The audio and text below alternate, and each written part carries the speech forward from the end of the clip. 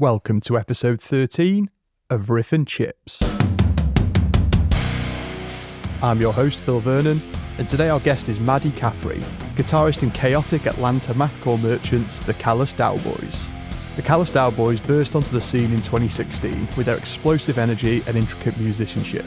The band quickly gained a reputation for their frenetic live performances and complex genre-blending sound, and have since gone on to release 3 EPs and 2 full lengths, with the most recent release being 2023's stunning EP, God Smiles Upon the Callous Daoboys. Join us as we discuss the famously quaint and picturesque English city of Stoke-on-Trent, the joys of Poundland and Maddie's hatred for mushy peas, but love for a good old-fashioned Greggs.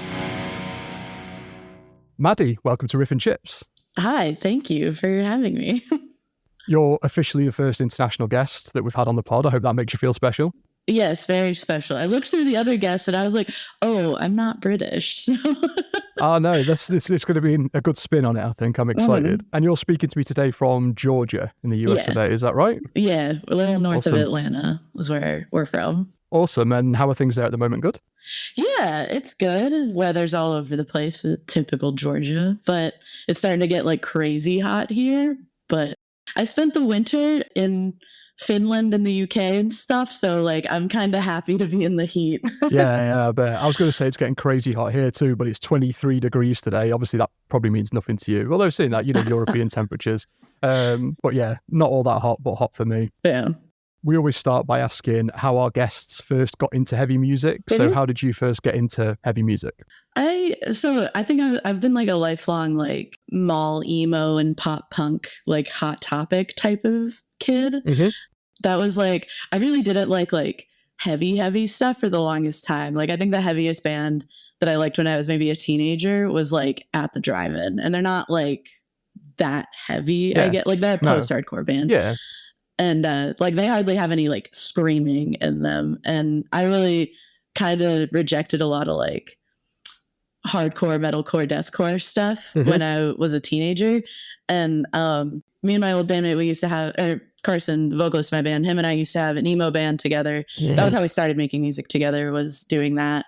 And really, I didn't like really properly get into like heavy music until it was like, he wanted to start this band that we're in now, and I was like, okay, like I like some stuff. I'm sure you heard that Steve Albini died yesterday, which is so sad. Yeah, it sucks. But it had me thinking about like one of the first like heavy records I ever got into was a Neurosis record that he produced, and that was the first time I like ever really like loved a metal record. Yeah, I know that's like pretty like different, I guess, than a lot of the metal that I probably listen to now and make. But yeah, that like I was literally just thinking about that yesterday because it's so sad. But yeah, I saw you post on your Instagram, and because the record was A Sun That Never Sets, wasn't it? Which is my favorite Neurosis record. I'm a big Neurosis fan as well. What was it about that record in general, do you think, that kind of gripped you and dragged you into the heavier side of things? Like I always thought metal was like pretty like, I don't know. I thought some of the Warped Tour stuff was just like corny, and it is, but it's fun. I've grown to appreciate it. Yeah. And then I always thought that, like, I think for too long in my life, I had to have music be like, especially the heavier stuff, be like really serious and really like, or else I wouldn't take it that seriously. Yeah.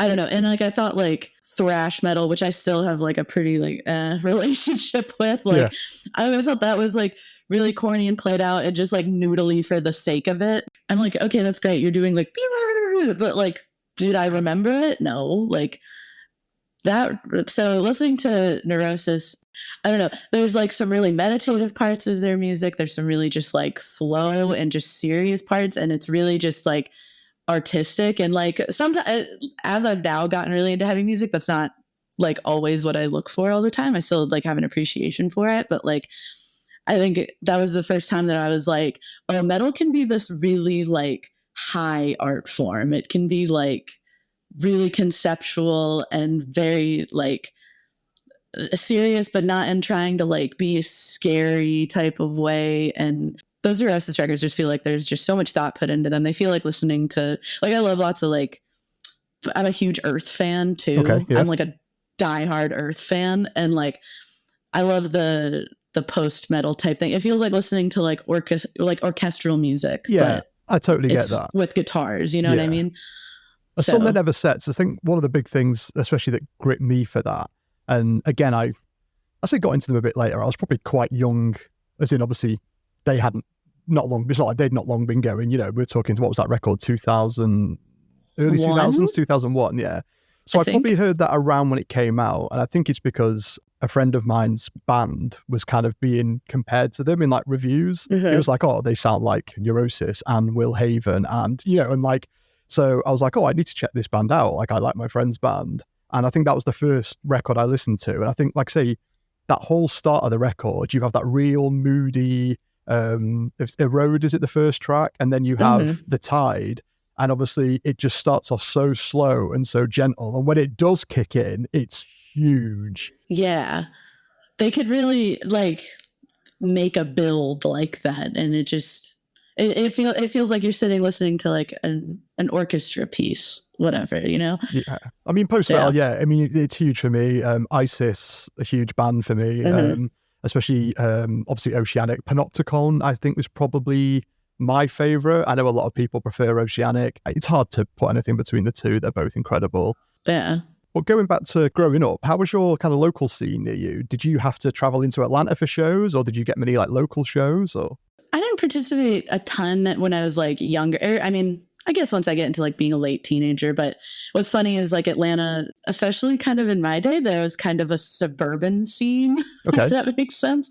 So like there's Atlanta proper, and then like I lived in the northern suburbs. I still do, but like I live in a different northern suburb than I used to. Yeah. Like there's a handful of venues that were like in the suburban areas. You're not really going into the city, but they also weren't huge shows or anything. So there's two main venues, at least for my time period, were like the staples kind of. One of them was called Swayze's, which I will still talk shit about Swayze's. I don't care what history it has. I don't care about its legacy.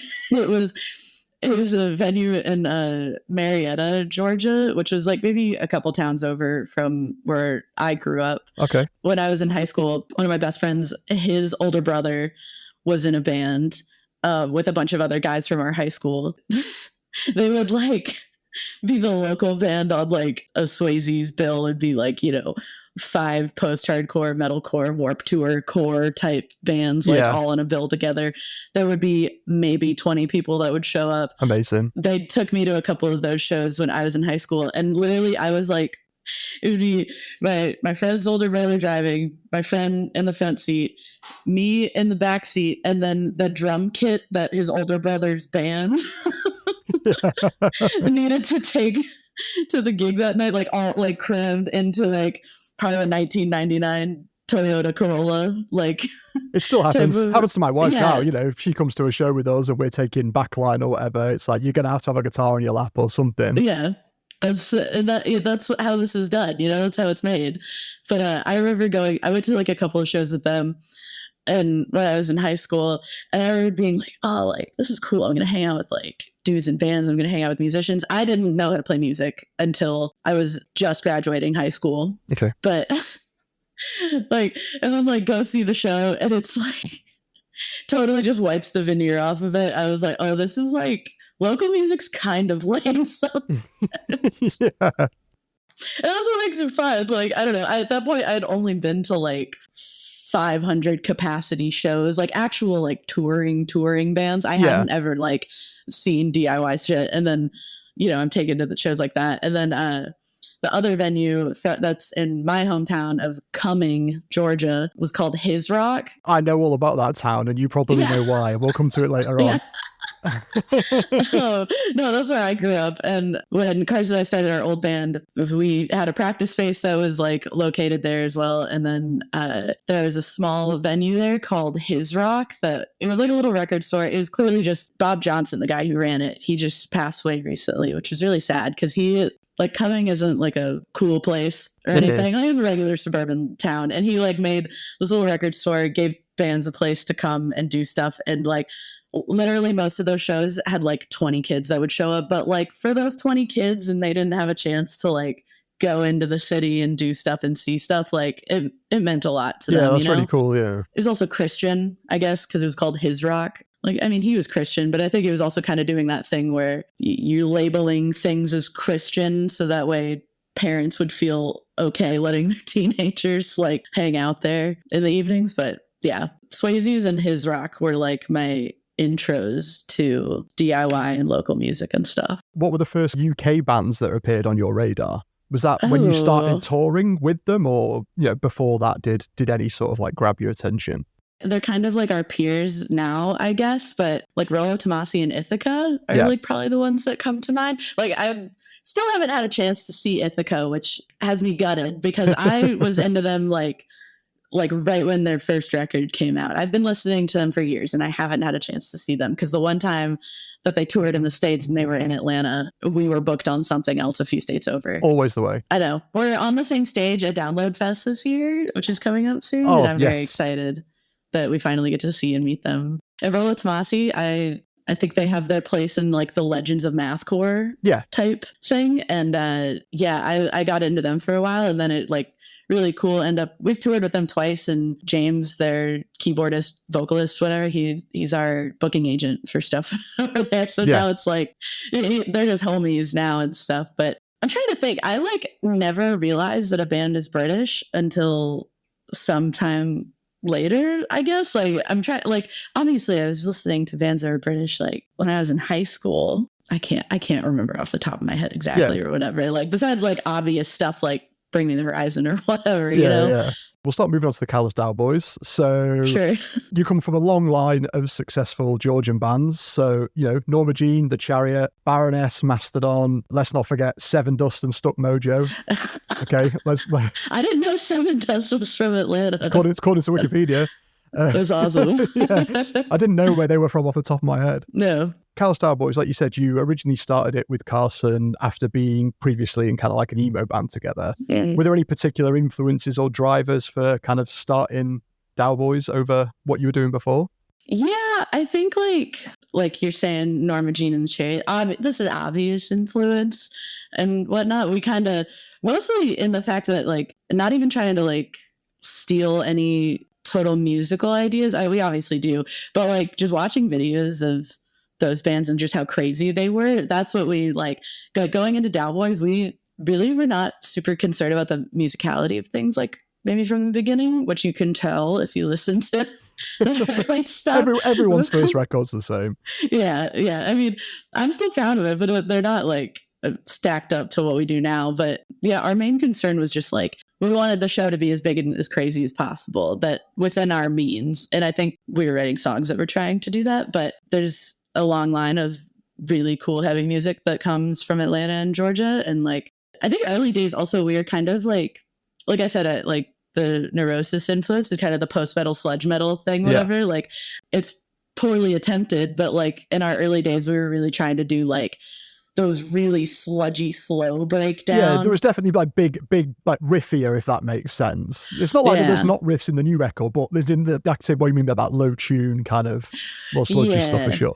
And we would like really let things like drag on. And like before we had that many songs written, we used to like play this breakdown that like, this is so silly, but it was something like 47 measures, but it was at the tempo of like 20 BPM. Oh wow, okay, yeah. Like so it filled out a set nicely.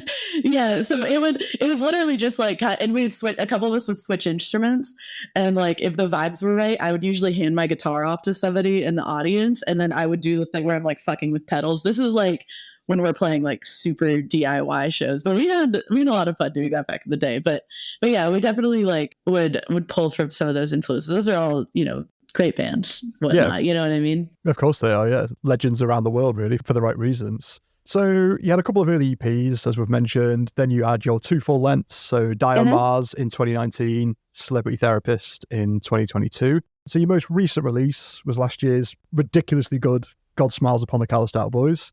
So that was an EP. Any reason why you decided to put out an EP as opposed to kind of pushing on for the third album? A little before we released Celebrity Therapist, we started like kind of really touring, like actually touring, like doing package tours. We had to change up our lineup just because touring like that just demands a lot from everybody. So we changed our lineup around a bit. And main thing is that we have Dan as our guitarist now and Marty as our drummer, Marty. Basically, they, come in to be like ready to tour and everything, right?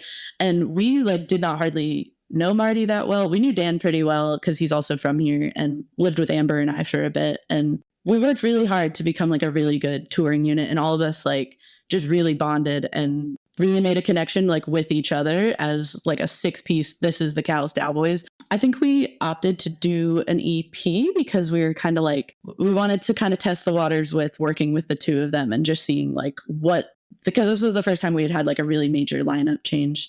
And yeah, we wanted to see like what they would want to bring into it, what you're kind of learning as you go. Yeah. Like how to become the band that you want to become. And I think we called the EP God Smiles Upon the Callous Daoboys because during that, period of touring where we're all, really becoming a unit together, we'd kind of say it like a little tongue in cheek, like, say if something bad happens to us on tour, likely to happen. Yeah.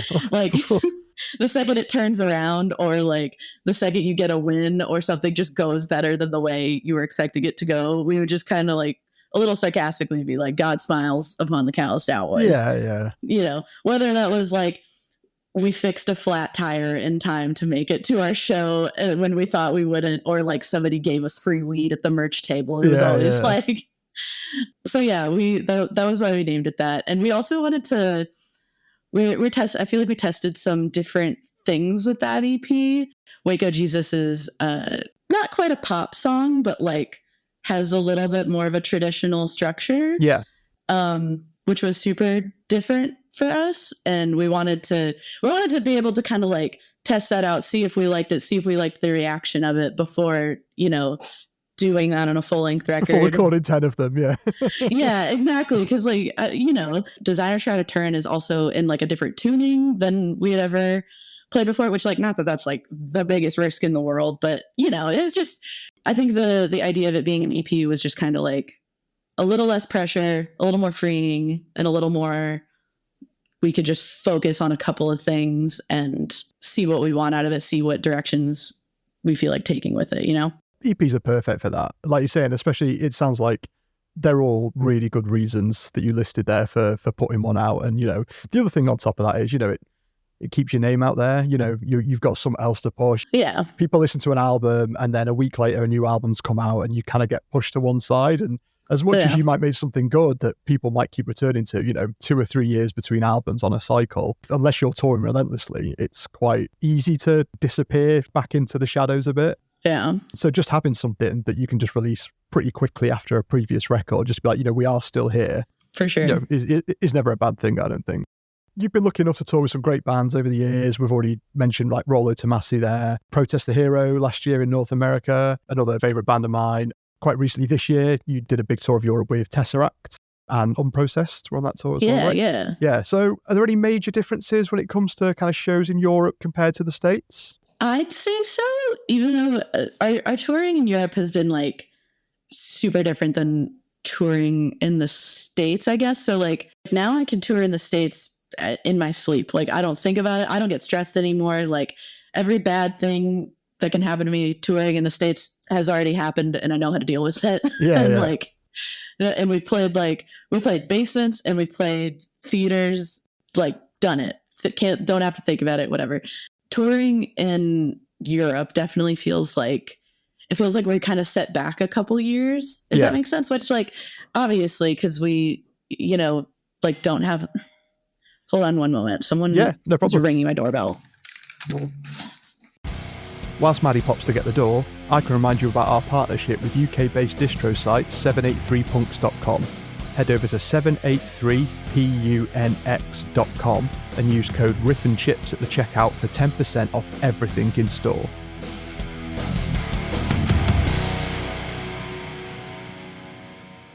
I'm sorry. Anyways, no, I think the main difference is we just have to we still grind here, but we have to grind a little harder going to Europe. We just haven't established the same audience over there yet. And that's we've just been kind of paying our dues a little extra over there. I'll say touring Europe, we did that Tesseract tour. It was pretty cushy. It was kind of nice. I don't think I've ever done a tour that is that high tech, that nice. And also they take care of you like crazy, so It was pretty sick. Like you'd get there, like we had a driver too, which we don't have a driver when we're in the States. We do all of our own driving. But like if I didn't have a driver over there, I would have ripped my hair out. Shout out our driver, Connor. He's amazing. I can see his house from my house. No way. Yeah. Oh my God. Oh, that's so funny. What a small world. Those European tours, it would be so nice because you would pull into your load in at like noon or 1 o'clock. And then they have the biggest catering spread of like fresh fruit and vegetables and like stew. They'd make you a bunch of stuff, a bunch of fresh bread, like everything that you could want. And then they just like keep food there all day long. And then we wouldn't have to do anything for a couple hours. So like usually we'd get a chance to explore some of the places we were in and stuff. And that was a lot of fun. Also in Europe, way more boats. Oh, do you mean just traveling to venues and stuff? Traveling between different countries and stuff. Like, yeah. We took 7 boat rides on that Tesseract tour.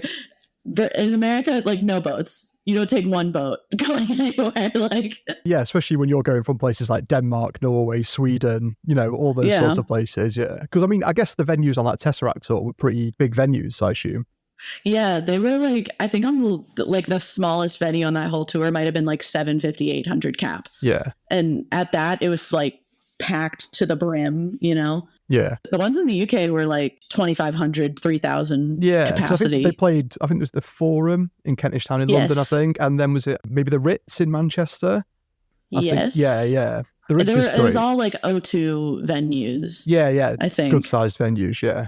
Yeah. There are some rooms that we played there that like, they were bigger than anything we've really played in America. Like most of the tours that we do over here are kind of capping out at like 800, 500 to 800. We've done like one theater tour. We toured with that band Avatar. I'm not sure if you're familiar. Weirdly, I've chatted to a couple of people who've also done that. So we had, I spoke to one of the guys from Urn, which is like a British metal band, like a 3-piece. And they were just about to head out with Avatar. The guys from Mastiff, another UK heavy band. Yeah, I've heard of them. Yeah, Mastiff. Yeah, so like they played some shows with Avatar as well. And neither of those bands you would expect to be on the bill with that band. And I guess the same as yourselves. So they obviously have like a history for taking out bands that are quite on the opposite side of the spectrum as them. Honestly, they're really cool guys. I kind of wasn't expecting that we would like vibe with them at all or anything, because they're just, I don't know, from a different country. The music is so different. Like, you know, they're a little bit older than us and stuff like that. And they were like so cool to us. And like, I don't think all of their fans really liked us. We also sounded really bad on that tour. I think like it was kind of like it did sound really bad, but we definitely weren't as tight. That was like our second full US tour ever. We got like added as kind of a last minute and we were like, fuck it, we'll go. The fans, I don't think, knew what to do with us, but it was really cool. They were like incredible to watch live. Like they like, and I wouldn't have ever, like, it's just not like the exact genre of metal that I listen to. No. So like they were super on my, like, I think Dan really fucked with them before, but they just like have this crazy show and all the effects and like it's really cool. They're a cool band. Yeah, it's like watching some sort of like something on Broadway or a musical, isn't it? Like super theatrical. Absolutely, yeah. Definitely something a bit different. Talking of things a little bit different, the K-Pit show that you got to play and record looked super fun, super sweaty. How was that for you? Because you were kind of stuck right back in the corner. Yeah. You know what's funny is we rented a whole like backline just to play that. So, because like on the Tesseract tour, none of the bands had real amplifiers, but also we were in like sophisticated rooms, so it didn't matter. Yeah. But when we got offered the K-Pit thing and we knew it was going to be in dive bar, we were like, okay, we need to like get real amps. So that way we get like a good sound out of that room. And we hauled we went out of our way to go pick all that stuff up, hauled it all the way in there. And then we were like, there's straight up no room in here, like at all, to put those amps. There's a room in there for a regular 4-piece band, much less like 6 people. And we had to set up and like sound check and everything. And I had to keep my pedal board like basically in front of the door that everybody has to walk in to like go into the show. Yeah. So like we're sound checking. I'm just like standing like in the entrance. And I was like, we basically had to move a bunch of equipment like out of the way, get everybody in the room, put the equipment back, and then we could start the show. And there was like a ledge kind of behind our drummer Marty, and like I just kept standing up on that because I was like tucked all the way in the back. But it was so much fun. That was like one of the craziest experiences ever. Have you seen any of the other K-Pit shows that they've done? They've not always been in Blondies. They're always in small, like, yeah. But like Machine Head did one. It was fucking insane. Like, I mean, saw it. There was only like 100 people or something. Yeah, it was a real small venue that they did it in. And Slipknot did one. I think they've done like something similar to that, like a real small intimate show. They did one with Sum 41, and I remember watching it, and I don't even like that band that much, and watching it, I was like, this is so sick. Like, they're a sick band. Like, I'd only ever seen them kind of like because they play huge stages now, and I think I'd only ever seen them at like Warped Tour. Yeah. And I saw them play that, and I was like, this is dope. Like, I would love to go see that. Like, yeah, it's honestly really cool that we got to. Like, I used to read Kerrang when I was like in high school and stuff. So the fact that we got to do a little K-Pit was so sick. Yeah, it's a really cool thing to do. Briefly touched on it before, festivals. You played Art Tangent last year. Was that your first Euro festival? Well, so that was like the end of a little run of a bunch of festivals that we did. Cool. So like we did Radar Fest like maybe 2 or 3 weeks before that. Both of them were incredible. Arctangent though is like, that's one of those festivals that I've seen the lineup for it for years. Like every single time I saw the poster, I'm like, I just want to like what I would do to have the money to fly out to go see it. Like as a fan. 30 minutes from my house as well. Oh, so like, well, lucky you. Yeah, so I've been but I'm the same as you. It's like it basically feels like it's been curated for me every year. I'm so lucky to have it so close. Yeah, it was really special that we got to play it, and like we've played some cool stuff before. That's like probably top 5 things I've ever performed in. Just like sound checking and setting stuff up, and people are already in the tent and they're already like wearing our shirts and they're already just like really hyped and really like stoked to see us and stuff. And that one was really special. That was really cool. Also, then we played kind of early in the day. So then we're just like walking around the grounds and we get stopped like a million times and people are so nice to us. And so we were really lucky. We played the same stage the same day as you guys actually last year. Oh, really? We were first on that stage that day. And obviously people were dragging themselves out of the bed to come and see us. Yeah. Seeing it for you guys, because in that tent the year before, I'd seen like Rivers of Nihil, Imperial Triumphant, Ithaca. Yeah. It was like it was for you guys, absolutely kind of like heaving, 5-10 deep outside. I think it's probably my favourite stage at Art Tangent. I know they're all very similar and they're only like slightly bigger than others, but there's something about that one and the bands that they always manage to put in that stage. Yeah. It's just always fucking great. Like, yeah. No, it was sick. I don't know if you watched our whole performance, but something kind of funny that happened was like, I think I was jumping around too much on stage and the head on like top of my amp like came flipped off. Yeah, it like just fell totally forward and I could like feel it like shake the whole stage behind me and I looked back and I was like, I don't know what happened, but I think it's because those stages are like, they're not permanent stages. They're just like set up on wooden boards. Yeah. Yeah. That was a crazy experience. People who go to that festival though are crazy because like we walked around and explored that whole grounds and stuff. So I actually got lost in the tent campground area. Oh, the actual camping site. Yeah. I was stupid and I very last minute like booked our accommodations and there's no hotels nearby really. Nowhere. So like it's either you're doing like the shuttle thing from in and out of, is it where you are? Yeah, Bristol. Yeah, Bristol. Yeah, you're either doing that or you're like sleeping in a tent, and it seems like most people are sleeping in the tents. And I like walked through those campgrounds. I was like, y'all are crazy because that's why I'm glad I'm close. Raining the whole time. Yeah, I hate camping with a passion. So like myself and my wife will take turns on which days, who drinks what day, so that we can always have one of us drive us home. That's smart, yeah. The rest of our guys stayed in the kind of artist camping or whatever area, which was kind of near the barn where you kind of signed in and stuff. The night before we played, we played the Saturday, the Friday night, there was like horrendous like storms. And like our bass player's tent just basically pretty much just got ripped out the ground and like collapsed, and he had to go and sleep in his car. And it was about 4 o'clock in the morning. Then he just texted the rest of us being like, yeah, I've driven home. I just need to get warm and have 3 hours in bed before I have to come back or something. That's crazy. The fact that like, I don't hardly go to music festivals anymore. I go to enough shows. But like even some of the music festivals I have gone to where I'm like there for all 3 days, like, outside out in the sun, you're eating garbage festival food, whatever. Like I would lose my mind if I was also camping. Like Yeah. On top of that. Yeah, I did enough of that. Like I said, going to festivals from when I was like 15 years old, haven't camped at one now for probably 12 years, maybe 10, 12 years, and I'm in no rush to do it again. I've paid my dues. You talked about festival food there, so that's a good little segue. Let's get down to some business and see how our friends across the pond get on with some good old-fashioned chippy chat. How's that sound? Hell yeah. Firstly, what's your experience with the Great British Chippy? I assume you've had the pleasure of visiting some chippies during your visits to our shores. Absolutely. I'll say I learned by lesson, like getting fish and chips on the ferries. Like, because we always have to take a ferry between like Dover and Callous. Yeah. And that's pretty bad. Yeah. But and you pay like way too much in some currency. Yeah. But I think we were in Sheffield. Okay. And I had some pretty good fish and chips there. It's always like I was looking for the kind of nondescript looking shops, the ones that don't look like tourist traps. Yeah, that's what you want. Yeah. Yeah, where it's just like a white sign, like someone's living room. Yeah, like they just look like bare bones, whatever. Rather enjoyed that.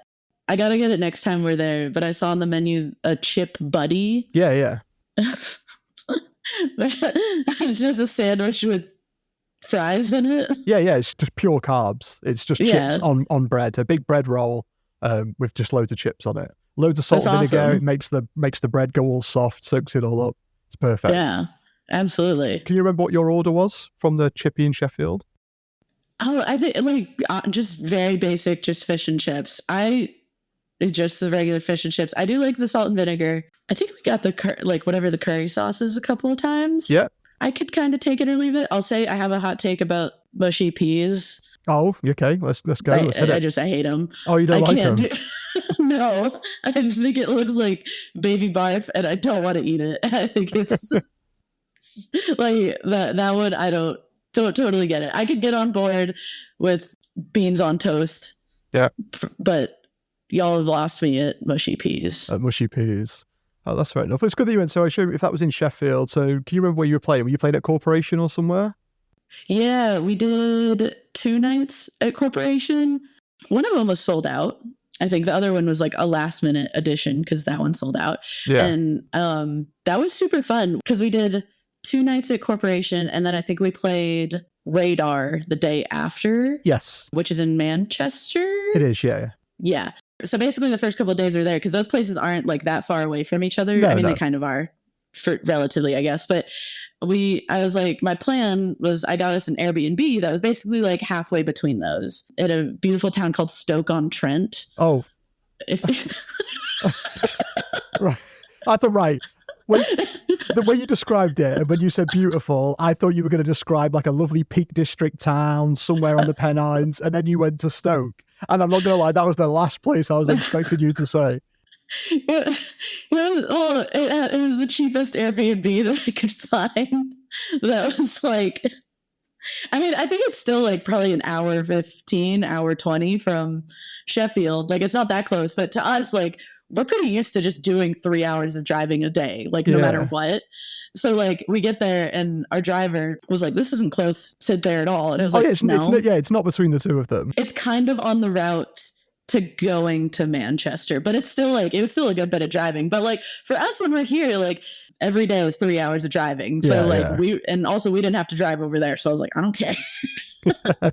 But no, we stayed in Stoke and truthfully, we get to the Airbnb. All of us had a great time. We loved it.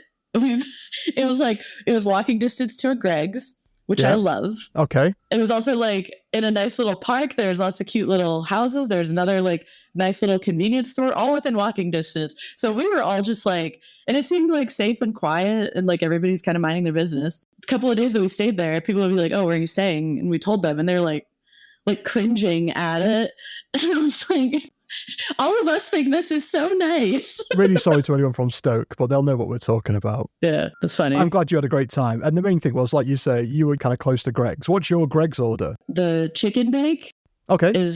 That's that's brought me back from the brink a few times, because you could usually get it for, it's like £1.25 or something like that. Nothing, yeah. Usually I can scrape that together in my purse or backpack and I can eat for the day, because it's so expensive to go over there. We all were very appreciative of Greg's.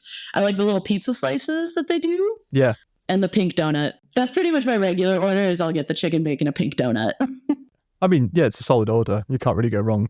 So you were talking about scraping money there. Now, the guy who actually put me in touch with yourself to get on this podcast, Gary, our friend Gary from up in Scotland, he said to mention Pound Stretcher or like pound stores to you guys, because he said apparently American bands love it. So I'm going to ask for Gary. Gary's been very good to me over the years, so I'm going to do this for him. I'm going to put this question to you. I mean, we have a laugh, because y'all have one called Poundland too, Poundland, right? yeah. Poundland and Pound Stretcher, like, come on. I posted Pound Stretcher on my Twitter, like when we were like in London or something like that, and I was just like, come on, man. I had something to say. Like, all my American friends were like, LOL, like, yeah. It's so silly. You have dollar stores, right? Yeah, I know, but they're not called Dollar Stretcher. Yeah, well, it's because it sounds a little gross. Yeah. To call it Pound Stretcher. Yeah. It's again another great British institution up there with Greg's and the Chippy. Oh. I always bring it up in relation to chippies, because a lot of people will get a can of pop when they get their chippy. Sure. Are there any like go-to cans of pop when you get to the UK that you enjoy? I know we have a lot of the same sort of branded stuff that you guys have, but is there anything that you can't get? Oh yeah, less sugar mainly. Yeah, y'all's Fanta is also different. Yeah, which is interesting. I'm literally drinking it now. Yeah, but it's so funny. Not as interesting for sure. Y'all's is like Orangina. Yes, like where it's like half orange juice with like sparkling, like water in it. Whereas like our Fanta is just like straight like nasty orange flavor and chemicals. Yeah, like it's like nothing natural about it at all. Yeah, no.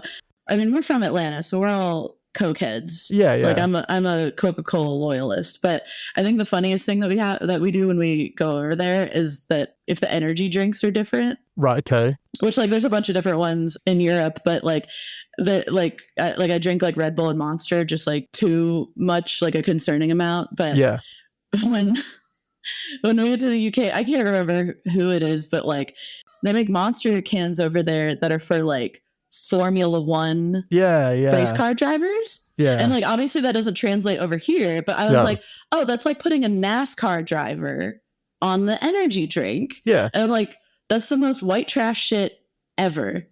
Like British and French people can think they're classier than us all day long, but that is some trailer trash, like yeehaw hick shit to put your that's my favorite race car driver. I'm gonna put him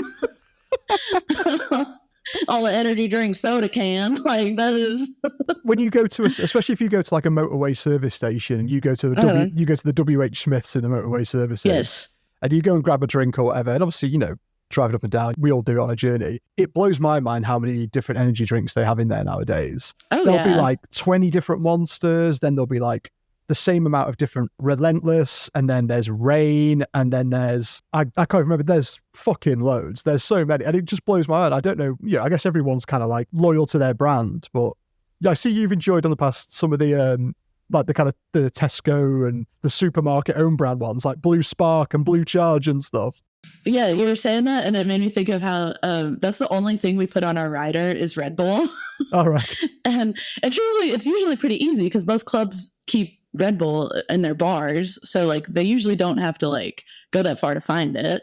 I think when we played Radar Fest, we were like not expecting them to give us like that nice of treatment, I guess. Yeah. When you play festivals over here, especially if you're like a smaller build band, like they don't do shit for you. They don't care. And it's fine. It's a festival. Like do your business and leave. But no, at Radar, they like not necessarily catering area. They had a little like sandwich area and then someone would like assist you. And then they made these, they made like a bunch of makeshift green rooms with like these big curtain drape things. And then they'd give you a table and give you all your stuff. And we were like, and they like went out of their way to find Red Bull for us, but I think the Tesco, those are not bad.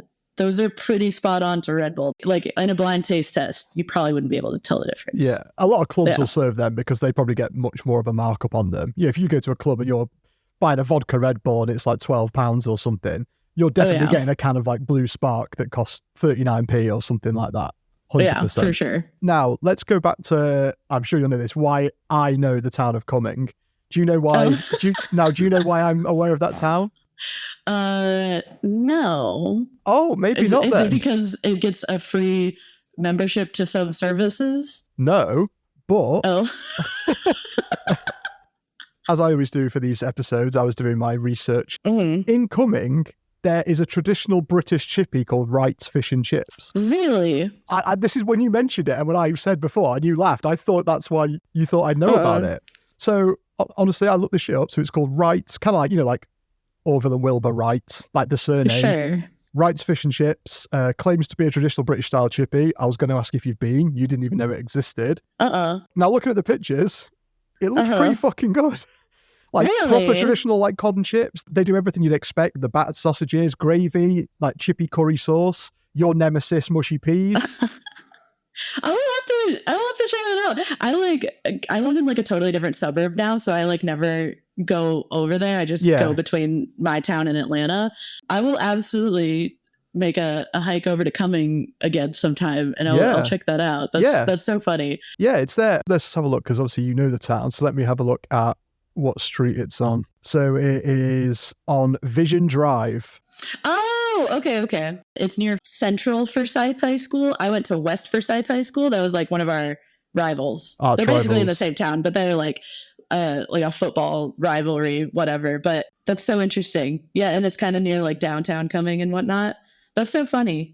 I'll have to pay them a visit sometime. You have to check it out, because obviously you can, you've had the real deal, so you can compare and see what it's like. But from the pictures, looks great. It looks pretty good. I've had some bad. I had the fairy fish and chips, so if it can clear that mark, then yeah. Another thing about Wright's Fish and Chips that I saw on the website is that they also do British snacks and drinks. Oh, okay. So if there's any particular British snacks that you like, I mean, I don't think they serve Greg's chicken bakes, mm-hmm. but if there's any particular like crisps or chocolate or drinks that you could only normally get in the UK, they seem to they have a few shelves there that kind of stock stuff like that too. Oh, interesting. It must be run by people who like immigrated maybe from there over here, which I always find odd. I don't know why anyone would come to America, much less Cumming. What made them of all the places?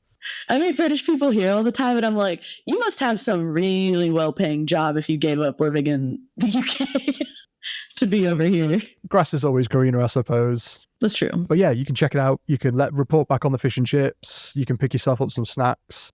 Absolutely. And, who knows, they might take orders. They might even say to you, if you're popping over there, next week, take an empty case and, you might be able to, do some importing for them or something. There's a supermarket here called Iceland, which is pretty much just all frozen foods, mostly like frozen ready meals and stuff.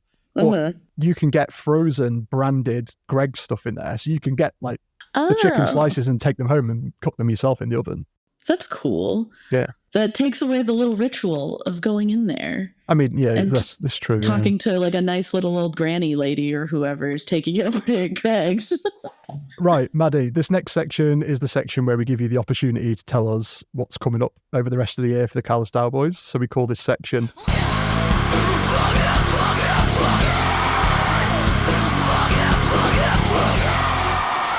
Nice, yeah. So this section's called Plug It. Tell us about some of the stuff you've got coming up this year, because I'm excited for you. You've got a lot of cool stuff. Let's start with Download and your UK shows. Yeah, so I'm going to fly over there in about a month from today. We're flying into the Netherlands. We're going to do Into the Grave Festival in the Netherlands, which will be cool, interesting. I've heard good things about this festival. And then we're going to play in, I'm probably not pronouncing it right, but Ghent, Belgium, or Gent, Belgium. That'd be cool if it was called Gent, Belgium. Only Periphery are allowed to play. Yeah, exactly. So we're going to do that. And then we play, oh my God, I should look it up on my phone, because we're playing Norwich. Bristol, yes. I'm so fake for not having this memorized off the top of my head. London. Those are all going to be headliners for ourselves. And then doing Download Festival. And then we're ending it in Glasgow. Yes. Trying to pronounce that correctly. Bristol, London, and Glasgow are going to be with this band called Cauldron. Yep. That Great we're band. very excited to be playing with them. So yeah, we're going to be doing those little shows. And then it would be very cool if people came to see them, especially on our little headliners. We're probably going to play like a little bit longer of a set than we've gotten to the other times that we've been over here. Nice. Yeah, then we're flying back home. And I don't really need to promote this because it's sold out. So this is just me bragging, but we're playing with the Dillinger Escape Plan. That's one of the things I was like, fuck. And so not only is it the Dillinger Escape Plan, it's the Calculating 25th anniversary, arguably one of the best albums ever made. Yeah. With Dimitri and on Dead Guy also on the bill. Oh, yeah. That's yeah, fucking... we play one show with Dead Guy, and then the third day is just going to be like all of the opening bands because they're doing 3 shows. We play the second one. Car Bomb as well, isn't it? Yeah, it's like Car Bomb, Candy, us, Dead Guy opening for Dillinger on the third day. Fuck. Yeah. It's amazing. Yeah, we're really excited. I was really hoping they'd get over on that tour because that's one of my favourite albums of all time. And I never got to see them with Dimitri, but it's not looking likely now that they're going to make it over here. I think their Euro exclusive is... I think they got booked on like Brutal Assault or something like that. That's it, yeah. So I think it's just been hard to book them. I think they've been asking for good money, which, I guess, why not? It's possible, but I think it's just been a bit out of reach. So there's actually a lot of people that listen to my podcast will know about this, but James, who books Arctangent, and Gav, who books Damnation Festival in the UK, they have a podcast together called Two Promoters, One Pod. And it's a really good podcast from a promoter's point of view. They talk about all their dealings with booking agents and all the nightmares you have billing a festival and things like that. But they had a whole episode about, because both of them were pitched Dillinger to play the respective events, and they both really wanted them, but then obviously couldn't really get anywhere near on the price. Yeah. It's quite an interesting... That is surprising. I'll have to listen to that podcast because that is surprising that anybody would divulge information like that, because it always, especially talking about money, people get very, like, in the music industry, everybody's very, like... Yeah, so there's no... tight to talk about that. There's no figures mentioned, but they talk about how they went in at their highest and were like, yeah, it's like a third of what we're looking for. So there's no monies mentioned, but they were just being quite clear at, how they weren't... Because obviously a lot of people were posting on their forums and being like, oh, Dillinger back, they're obviously going to be headlining Arctangent this year. They're obviously going to be playing Damnation. And it was the same last year with Botch. And everyone was like, oh, of course they're going to get them. And then they didn't. Everyone's like, oh, why didn't you get them? Yeah. It's really good that they're being so open. Because like you say, a lot of people don't know about that behind the scenes stuff. And it's really good, like, lift of the lid on the kind of business side of the industry. Which, for sure.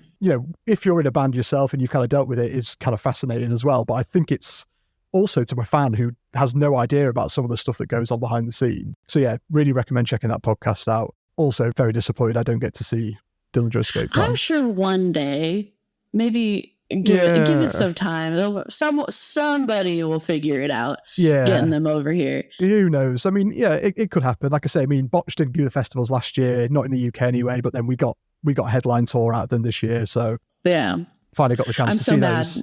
I didn't get to see Botch. We were on tour while they were doing the American stuff, and they played Atlanta like the day before we played Atlanta with Protest the Hero, and I was like, everybody else gets to see this with me. That's so annoying.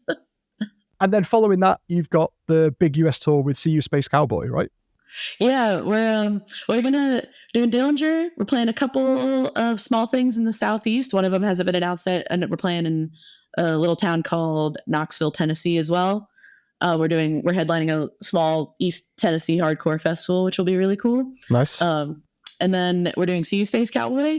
That's about like a month long, maybe 4 or 5 weeks. So excited to be doing that because we've, kind of bumped around in similar circles as See You Space Cowboy for a while. And we only played together maybe like 2 or 3 times back when both of us were like pretty small DIY bands. Mm-hmm. And it's pretty cool that like, both of us have kind of made it out of that and that we get to be. Also, their new album's incredible. So it's amazing. Good. I've had it on repeat. It's awesome. They're really sick. That whole kind of early 2000s revival that's happening at the moment, like, scratches a huge itch for me. It's awesome. It's a great time for this kind of music. And also, like, I don't know, I'm so excited for this tour because, like, we're constantly kind of the odd band out. Like, See You Space Cowboy, it's kind of like stylistic, we're still pretty different, but it's still a lot of the, like, they do a little bit of technical, a little bit of metalcore, a little bit of mathcore, a little bit of emotional stuff, a little like scene emo, like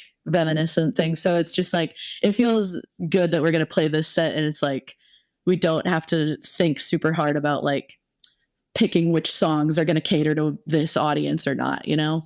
Any more new music on the horizon? You guys writing at the moment? Yes, we are. We're scheduled to go into the studio in like late September, early October. Okay. Or like through October, I guess. And yeah, working on a full length. Nice. It's in the works. I don't know how many details I could really divulge besides that, but yeah. That's fine. We appreciate that. Yeah. So I guess that would be, I mean, if you're going that sort of time, using my experience head, I guess we'd be looking for a release probably summer next year. That's the goal. Is we're trying to do like late spring, early summer, if everything goes right. Maddie, thanks so much for chatting to me. It's been a pleasure to have you as my first international guest. Well, sweet. Thank you so much for having me. This has been great. No problem at all. Make sure you check out Wright's Fish and Chips and report back. Absolutely. Yes, I will report back in the coming weeks. Coming. Yeah. Yeah. All going well. I'll be at the Bristol show in a few weeks anyway. So Yes. So we can catch up properly. Yeah. Absolutely. Yeah. Looking forward to it. Thanks so much for speaking to me, Maddie. Take care. Yeah, you too. That was Maddie for the Callous Daoboys. She took me to a random chippy in Sheffield, probably somewhere near Corporation. She got fish and chips with salt and vinegar and some curry sauce, which you could take or leave. She definitely won't be having mushy peas though, as she's not a fan and it looks like baby sick. She'll probably grab a pink donut from Greg's for pudding, and being from Atlanta and a loyalist, she'll be washing it down with a Coca-Cola. As always, I want to see your chippy teas too, so don't forget to tag us in any pics or let us know your favourite local chippy on socials using @RiffandChips. Thanks to Rob Collier for providing the dive bomb, Edgar Gibbs for the screams, and Ryan Westwood for the artwork. See you in a week's time for our next episode.